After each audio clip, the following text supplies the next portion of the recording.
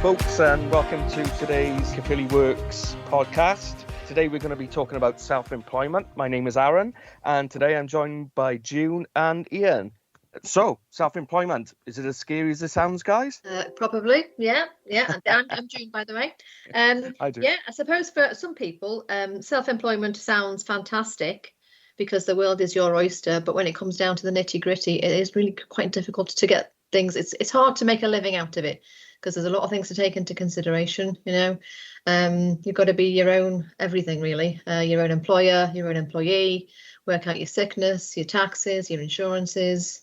Renting accommodation if you need it, and also working probably many hours a day, probably more than your 9 to 5. So it's quite a lot to be taken into account. Yeah, hi, I'm Ian. I would agree with June about the commitment that you need. If you're going to become self-employed, you have to be very committed, very motivated in order to want to do whatever business it is that you've decided to set up.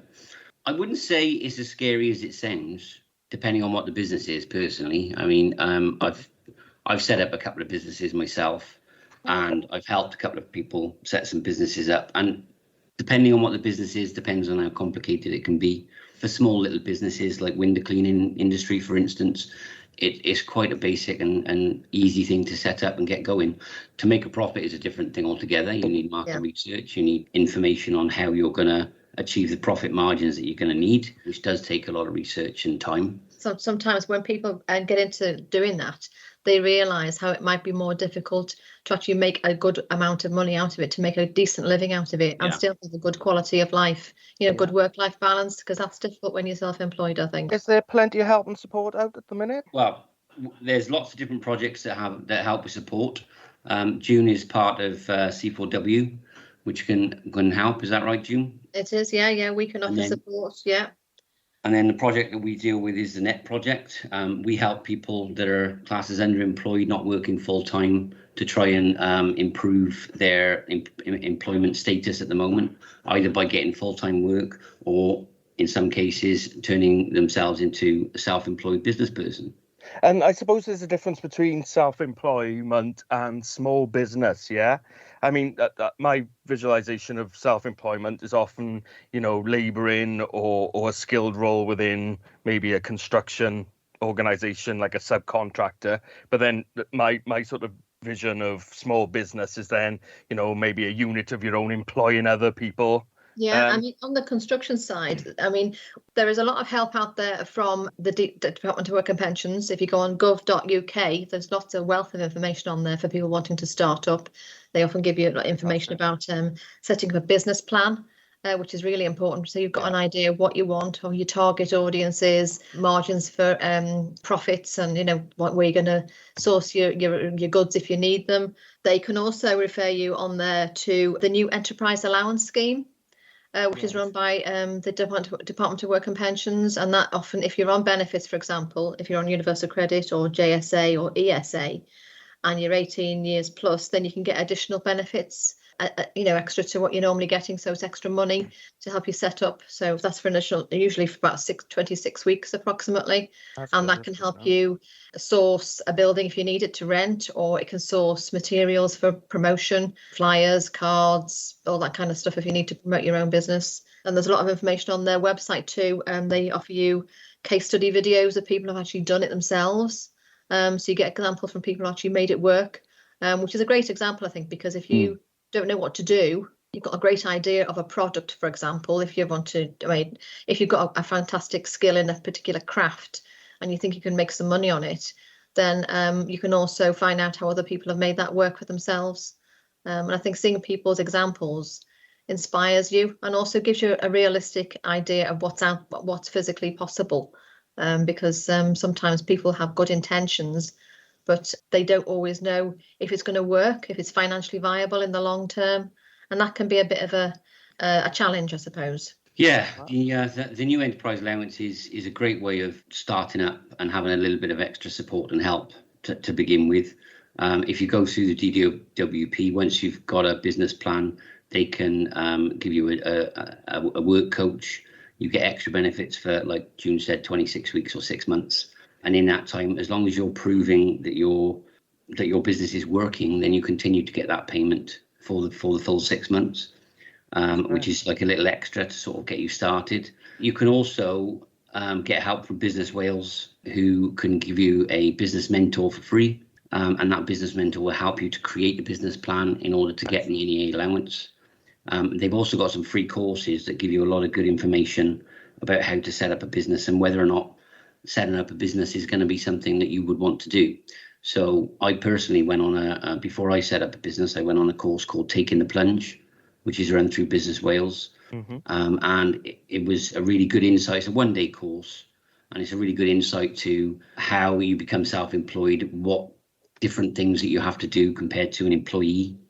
And it talks a little bit about tax and a little bit about self-assessment, a little bit about business plans, a little bit about marketing. It just gives you a general overview about what it entails to run your own business. You were saying as well, Aaron, before about very often people who want them to go into the construction industry would prefer to be sort of self-employed type of thing. Very often I find these days people who are wanting to be labourers, want to work in construction.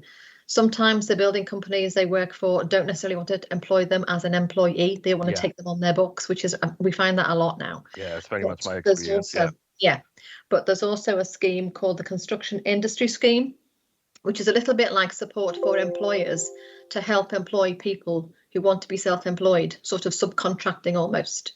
That's done again through gov.uk. You can get some information on their website about that as well. So that helps. Sometimes it can help you with a little bit. If, for example, an employer needs to make the national insurance contributions, for example, it can subsidise those. So that kind of thing, things that, at the end of the day, if you're going self-employed, you're going to have to think about those kind of payments. So it's declaring, registering yourself for income tax, national insurance, all those kind of things. Because when you're employed, that's all taken care of. You don't even have to think about that. But obviously, if you're working for yourself, they're the extra things you've got to think about. And it's costly.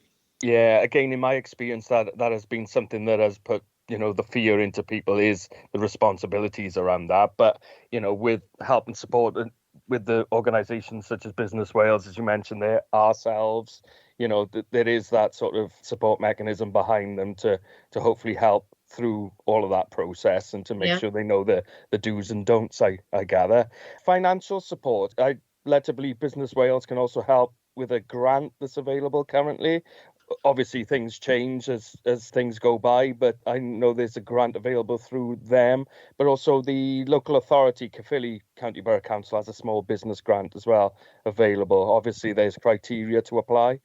But, people can apply to local authorities for financial support, because if the local authority thinks your business is viable, they will sort of invest in that and they will help you financially with that, and they have their own support services involved in that. But that's something you'd probably have to contact your local authority. But then we as an organisation, mine and Ian's, would help you source that contact and liaise on your behalf. I guess further progression then may be looking into like employing other people within your business and things. So, things to bear in mind there, I suppose, are wages, payroll, HR, leave, pensions, that sort of thing.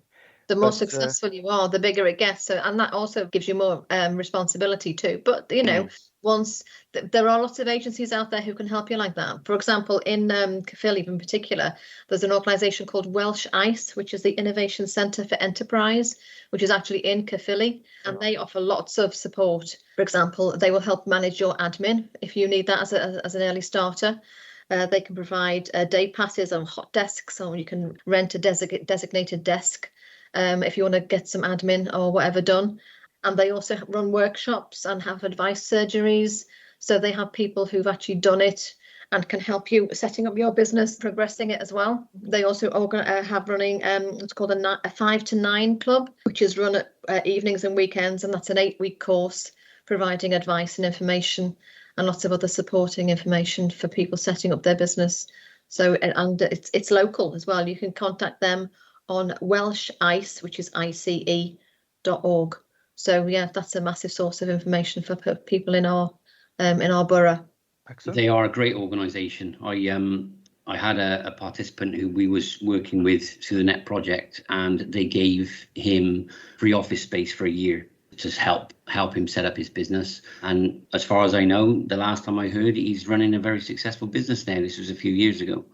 And Welsh Ice helped him a lot with the office space, with the support, as you said, with the free workshops that they do as well. Yeah.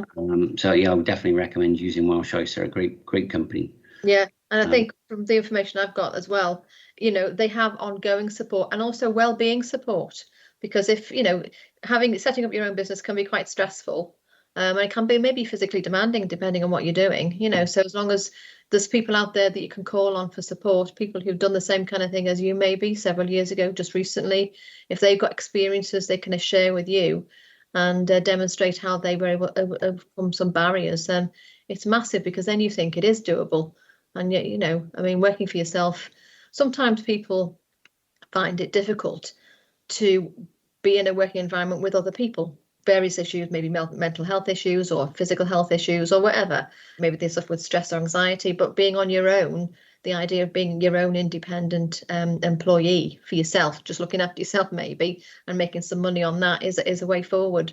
For example, I worked with somebody a little while ago who wanted to repair white goods. So that's the kind of, he had good experience, but little qualification. So obviously sources like Welsh Ice and the others that we've just discussed, they can help you possibly with qualifications too. So that you can have for example, a PAT testing qualification or, some sort of electronic qualifications that you haven't got. You might have the knowledge, but you might not have the qualifications. And sometimes if you're wanting to access funding or insurances, you need those qualifications to get that, to make you eligible. It's a very good point. Yeah. So just, additional support to make it doable in the long run. Can I just go back to when you were saying about grants? I just wanted to talk about the fact that if you go onto Business Wales, they've got a grants calculator.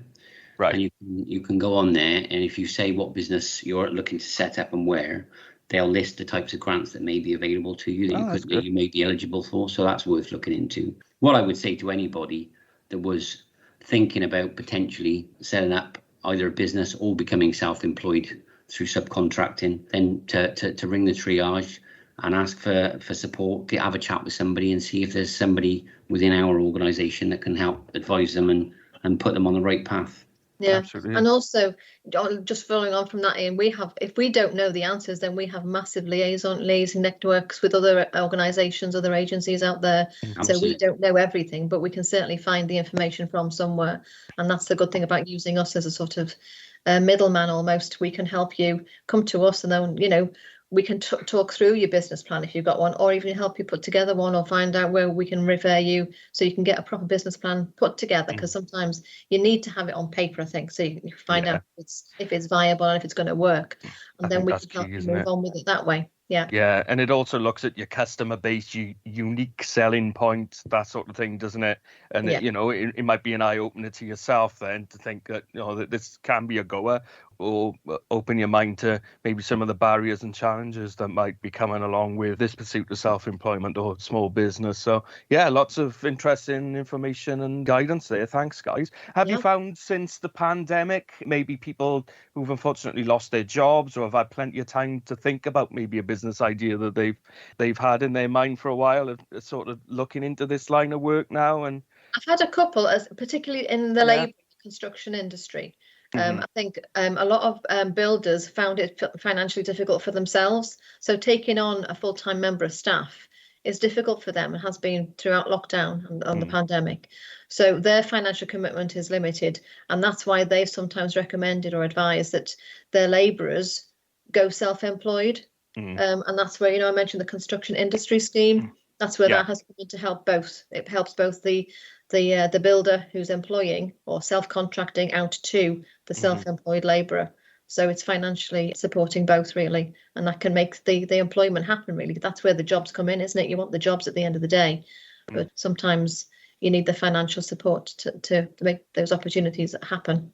I've noticed that we've had more referrals about people wanting to become self-employed. I agree, Aaron. I think that the pandemic has made people think about what they want to do for the future, and people have seriously started thinking about ideas that maybe that they could go and work for themselves.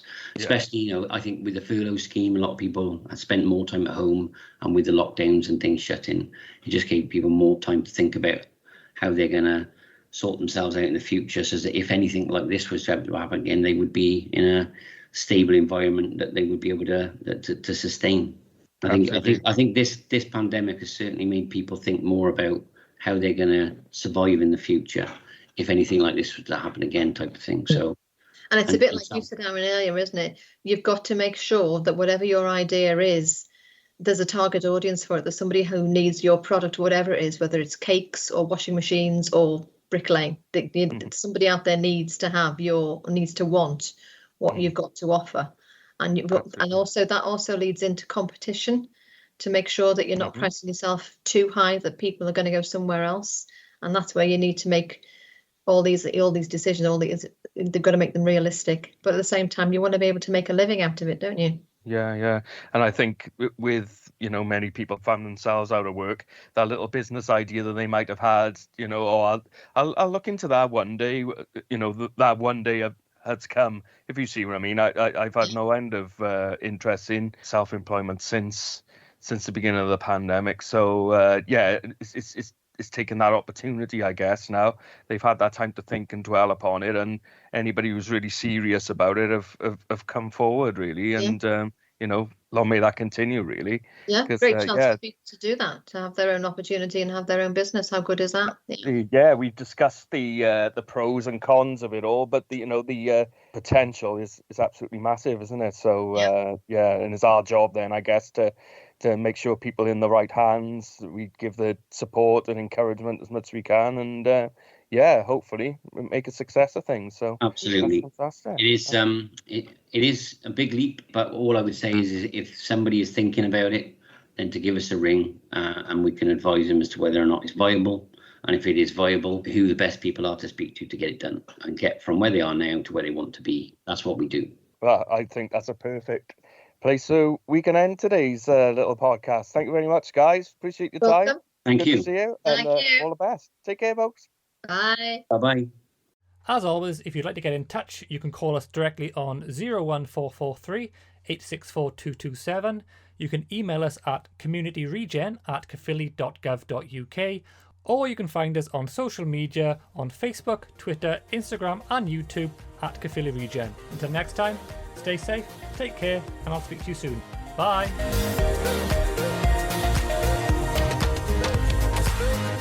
The Caerphilly Works podcast is a collaboration between Communities for Work, Communities for Work Plus, Bridges into Work 2, Inspire to Work, Working Skills for Adults and NET.